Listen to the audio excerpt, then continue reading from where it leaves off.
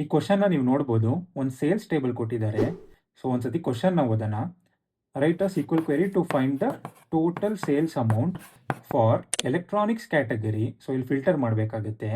Considering only sales where the amount is greater than 300. So 300 ಮೇಲೆ ಯಾವ್ದು amount ಇದೆಯೋ ಅದನ್ನ ಮಾತ್ರ ಕನ್ಸಿಡರ್ ಮಾಡಬೇಕು. ಸೊ 300 ಇರೋದನ್ನ ಕನ್ಸಿಡರ್ ಮಾಡಂಗಿಲ್ಲ, ಮತ್ತು 100 ಇರೋದನ್ನು ಕನ್ಸಿಡರ್ ಮಾಡಂಗಿಲ್ಲ. ಫಸ್ಟು ಫಿಲ್ಟರ್ ಹಾಕೋಣ.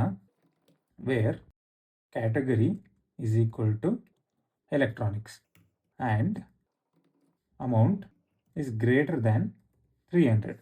ಹಿಂಗಾಗಿ ಒಂದ್ಸತಿ ಫಸ್ಟ್ ರನ್ ಮಾಡೋಣ. ಸೊ ನೀವು ಇಲ್ಲಿ ನೋಡ್ಬೋದು, ಎಲೆಕ್ಟ್ರಾನಿಕ್ಸ್ ಮತ್ತು 300 ಮೇಲಿರೋ ಪ್ರಾಡಕ್ಟ್ಸ್ ಮಾತ್ರ ಇದೆ. ಇವಾಗ ನಾವೇನು ಮಾಡಬೇಕು, ನಮಗೆ ಟೋಟಲ್ ಅಮೌಂಟ್ ಬೇಕು. ಅಗ್ರಿಗೇಷನ್ ಮಾಡಬೇಕಾಗುತ್ತೆ. Sum of amount. ಸೊ ಇದನ್ನೇನಂತ ಕೇಳಿದ್ದಾರೆ, ಟೋಟಲ್ ಸೇಲ್ಸ್ ಅಮೌಂಟ್ ಅಂತ ಕೇಳಿದ್ದಾರೆ. ಸೊ ಟೋಟಲ್ ಸೇಲ್ಸ್ ಅಮೌಂಟ್ ಅಂತ ರೀನೇಮ್ ಕೂಡ ಮಾಡಿದ್ದೀವಿ. ಇವಾಗ ಇದು ರನ್ ಮಾಡ್ತೀನಿ.